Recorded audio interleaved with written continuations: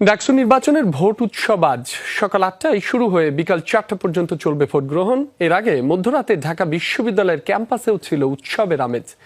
কেউ বেরিয়েছিলেন পরিস্থিতি দেখতে, কেউ বা বহিরাগতহীন ক্যাম্পাসে মেতেছেন খোশ আড্ডায়। নির্বাচনকে কেন্দ্র করে সব প্রবেশ পথেই বসানো হয়েছে চেকপোস্ট। মোতায়েন রয়েছে পুলিশ সহ আইন শৃঙ্খলা বাহিনীর বিপুল সংখ্যক সদস্য। এ যেন এক চাঁদ রাত। ঢাকা বিশ্ববিদ্যালয় ক্যাম্পাসে মধ্যরাতে উৎসবের আমেজ। ভিসি চত্বর থেকে শুরু করে রাজু ভাস্কর্য কিংবা টিএসসি, সবখানেই শিক্ষার্থীদের উপস্থিতি। ভোটের রাতের আমেজ কেমন হয় সেটাই জানতে হল থেকে বাইরে আসা। ক্যাম্পাসের পরিবেশ খুবই রমরমা, খুবই আমেজপূর্ণ। প্রার্থীরা ভোটারের কাছে যাচ্ছে, ভোটাররাও বাছাই করছে কাকে ভোট দিবে। আশা করছি খুব সুষ্ঠু এবং সুন্দর একটা ডাকসু নির্বাচন ঢাকা বিশ্ববিদ্যালয় সহ পুরো বাংলাদেশ পেতে যাচ্ছে। হারিয়ে জিতুক, যে প্রার্থী জিতুক, আমি মনে করি যে আমরা জিতবো, আমাদের ক্যাম্পাস জিতবে, আমাদের ঢাকা বিশ্ববিদ্যালয় জিতবে, আমাদের ডাকসু জিতবে। সোমবার সন্ধ্যার পর থেকেই ক্যাম্পাসে সীমিত করা হয়েছে যান চলাচল। প্রবেশ পথগুলোতে বসানো হয়েছে বাড়তি নিরাপত্তা। কেবলমাত্র বৈধ আইডি কার্ডধারীরাই ঢুকতে পারছেন ক্যাম্পাসে। এ সময় ভুয়া আইডি কার্ডধারী একজনকে আটক করেছে পুলিশ। প্রথমে শাহবাগ থানায় এবং পরবর্তীতে তাকে ডিবির কাছে হস্তান্তর করা হয়।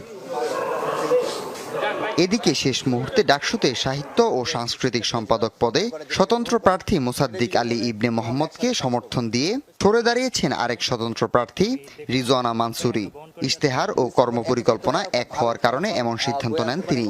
উভয়ের যে কর্মপরিকল্পনা এবং ইশতেহার সেটা প্রায় অনেক কাছাকাছি।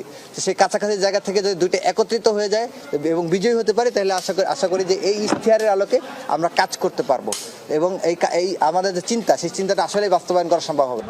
এবারের ডাকসু নির্বাচনে কেন্দ্রীয় সংসদে ২৮টি পদের জন্য লড়ছেন ৪৭০ জন প্রার্থী।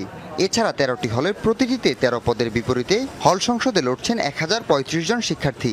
ঢাকা বিশ্ববিদ্যালয় পড়ুয়া ৩৯,৮৭৪ জন শিক্ষার্থীর রায় নিতে প্রস্তুত মোট ৮টি ভোট কেন্দ্র। শান্তিপূর্ণ নির্বাচনের প্রত্যাশার কথা জানিয়েছেন উপাচার্য। শিক্ষার্থীদের যে ব্যাপক আগ্রহ আছে তাকে ভিত্তি হিসেবে নিয়েছি। আপনাদের সবাইকে সাথে নিয়ে আমরা দীর্ঘদিনের এই পরিশ্রমে যে পথ অতিক্রম করে এসেছি তার একটি চূড়ান্ত ফলাফল দেখতে পাবো। সকাল ৮টায় শুরু হয়ে বিকেল ৪টা পর্যন্ত চলবে ডাকসু নির্বাচনের ভোট গ্রহণ। ভোট গণনা হবে ১৪টি মেশিনে, যেগুলো ঘন্টায় ৫ থেকে ৮ হাজার ব্যালট গণনায় সক্ষম। গণনা শেষে পূর্ণাঙ্গ ফল ঘোষণা হবে ঢাকা বিশ্ববিদ্যালয়ের সিনেট ভবন থেকে।